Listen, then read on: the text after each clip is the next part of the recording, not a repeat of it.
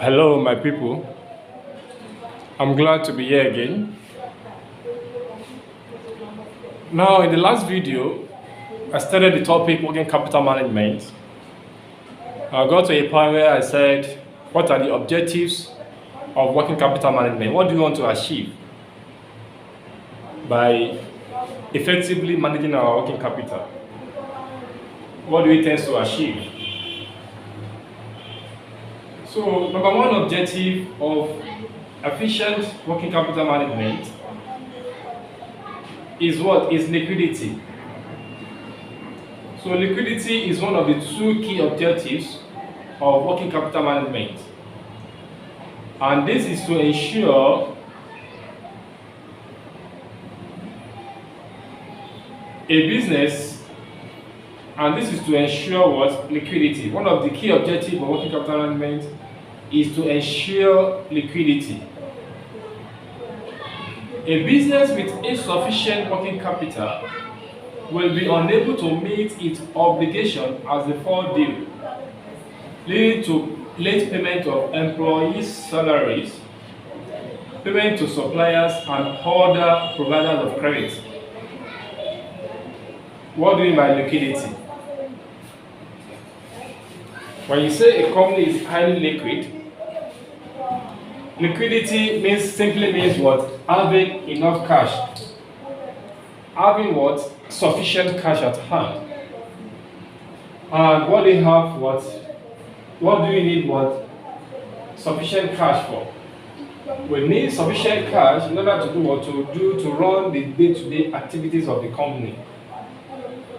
Such as what? Overhead expenses, payment of what? Of workers' salary, payment of what? Of creditors when they fall due. So a company needs to be liquid. So one of the objectives of having cash is is transactional what? Motive. What are the motive of having cash? Transactional motive. That is to say, you need to do what? You need cash to transact, to do your what? Transactional motive to transact, to do your day-to-day activities. So one of the objectives of what? Of efficient working capital management is to ensure liquidity. Liquidity in order to do what? To meet obligations as they fall due. To have that cash at hand in order to do what? To meet obligations as they fall due. That is exactly what we mean by what? By liquidity.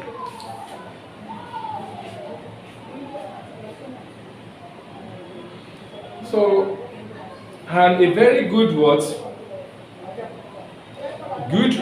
A current ratio of 2:1 and a quick ratio of 1:1 are regarded to be indicative that a company is reasonably well protected against danger of insolvency. So I'm going to treat the issue of what? Of ratio analysis. We'll get to that point. So we now see the ratio I'm talking about. What is one? When I say what is what? What is the current ratio? Current ratio is what? Current assets divided by current liability. When I get to the area of what? Of ratio analysis, I'm going to analyze what I mean by what? By this ratio. I'm going to analyze the ratio analysis there. So the other objective of what? Of working capital management is to ensure profitability.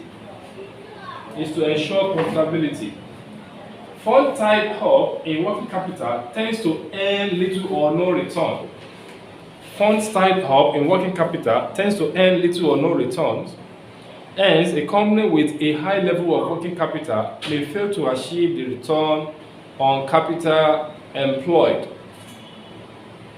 Now, talking about profitability is the ability of the companies to do or to make profit. So, what are the function of what? How do you make profit? What is accounting profit? You know now, it's a function, profitability is a function of what? It's a function of sales and and the cost of sales. From there you have your what? You have your gross profit. So there's need to balance there's need for a trade-off between what? Between liquidity and profitability. These are the major objectives of what? Of efficient working capital management. You need to ensure liquidity, and at the same time, you need to ensure profitability.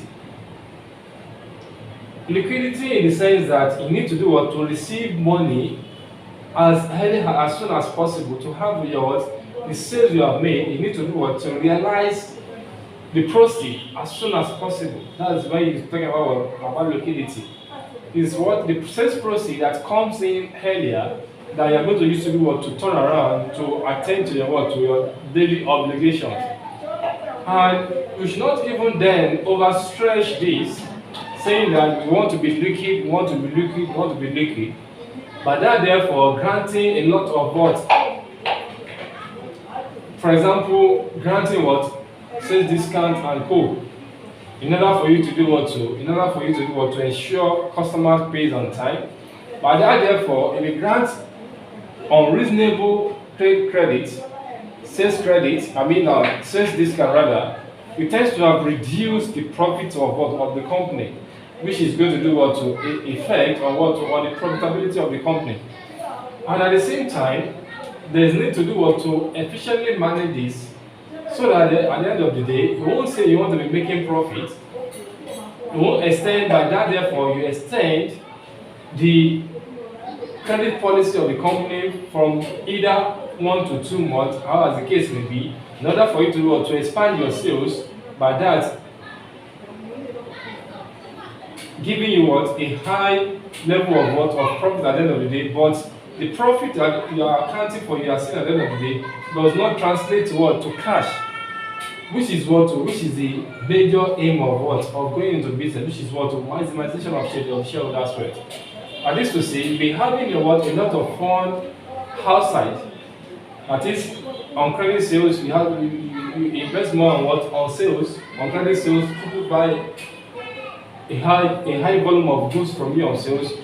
By that, shooting up your profit ratio, gross profit ratio, or net profit ratio, as the case may be, but that does not translate to cash, which tends to to affect the liquidity of the company. Tends to do if it's not properly balanced, it's going to do to lead to so many things. By that, therefore, you won't be having enough money to do to pay your day-to-day activities, to pay your employee, to settle your creditors as a forward deal. Now, what is the difference between liquidity and profitability? So liquidity versus profitability. When the company is high investment in working capital, there's high investment in working capital, there will be a lot of liquidity. These are the characteristics of liquidity. High investment in working capital, more liquid, but may not be using working capital efficiently. We have enough funds, but we may not be using working capital efficiently. Is one of characteristics of liquidity. So less profitability, less profitable. I've explained this earlier. Less profitable in the sense that you quickly your debtors to do you quickly realize your investment, your debtors to do to pay up, either by granting sales discount so that they can easily pay up, and then therefore you are reducing your profit ratio. Your profit margin is going to do It's going to deplete. You're going to reduce it. So if you grant a credit discount, a sales discount, that means they should not pay up to that particular price. You drop it for them so that they can pay on time, and then therefore you are affecting your profit. That is why less profitability is one of the characteristics of liquidity. So profitability now, low investment in working capital, just the opposite of high investment in working capital. We have low investment in working capital here. So less liquid, but may not be using capital efficiently. So you will not be having your targeted profitability, be having less liquid with you. So more profitable, but you may be may not have enough cash at hand in order for you to meet your day-to-day obligations of the company. So that is one of the major difference between profitability and liquidity. There's need to do to balance the two in order to achieve the set goals of wealth maximization of the shareholders. So although an optimal level of working capital may exist, it may not be easily achievable due to the factors beyond management control, such as an unrealizable supply chain influencing inventory levels, However, business must at least avoid the true extreme position of overtrading and undertrading. Businesses must at least avoid the two extreme position of overtrading and undertrading. So this concept of overtrading and undertrading will be discussed in my next video, which I'm going to shot immediately after this particular video.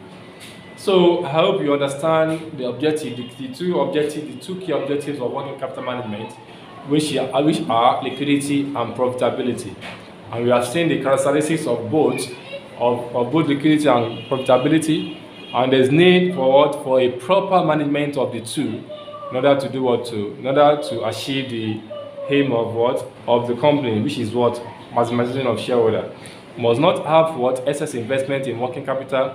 You must not have low investment in working capital. You must strike a balance between the two in order for you to to achieve the goal of the organization, which is wealth maximization of the shareholders, or wealth maximization of the stakeholders.